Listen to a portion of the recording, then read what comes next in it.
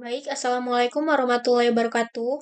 Sebelumnya, perkenalkan nama saya Wianda Safitri dengan NPM 24570510007 yang hari ini saya akan menjawab serta menjelaskan soal yang telah saya buat mengenai reduksi DFA, termasuk alasan mengapa jawaban tersebut benar.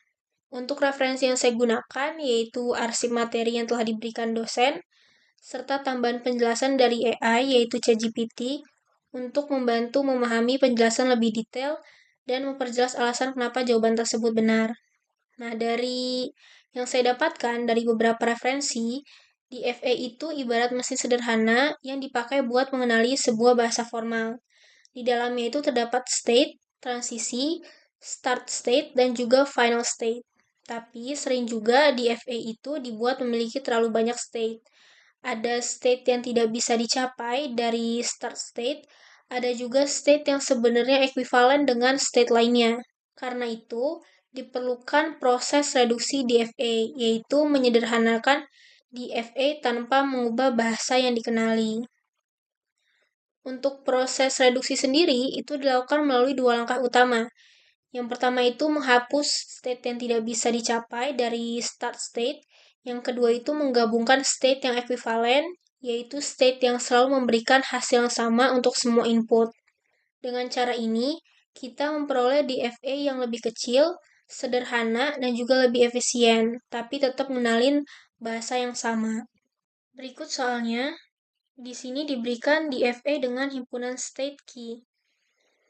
Pertanyaan dalam soal ini adalah langkah yang benar dalam proses minimisasi DFA adalah, di sini ada 4 pilihan. Opsi yang pertama itu menggabungkan semua state yang punya transisi yang sama. Kalau untuk opsi yang kedua, menghapus state yang nggak terjangkau dari start state. Untuk opsi yang ketiga itu menandai semua pasangan state sebagai ekuivalen. Dan opsi yang keempat itu mengubah DFA jadi NFA dulu.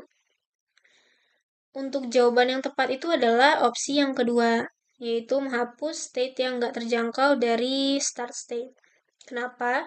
Karena kan sebelum kita meminimalkan DFA ya, kita itu harus buang dulu state yang nggak bisa dicapai dari start state.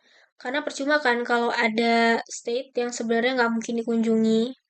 Jadi langkah pertama itu pasti hapus dulu state yang nggak terjangkau atau tidak terjangkau. Nah, kenapa opsi yang pertama itu salah? Karena kita nggak bisa langsung gabungin state yang transisinya kelihatan sama.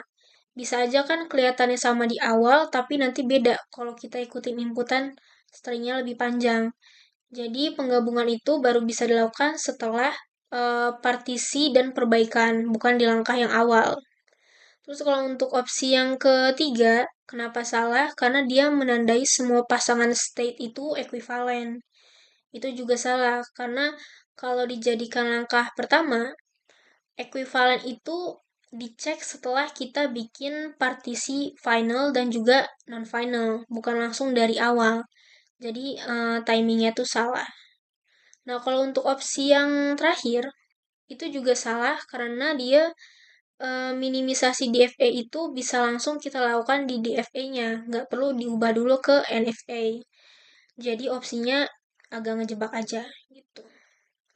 Nah, jadi jawaban yang tepat itu adalah opsi yang kedua, yaitu menghapus state yang tidak terjangkau dari start state sebelum melakukan partisi.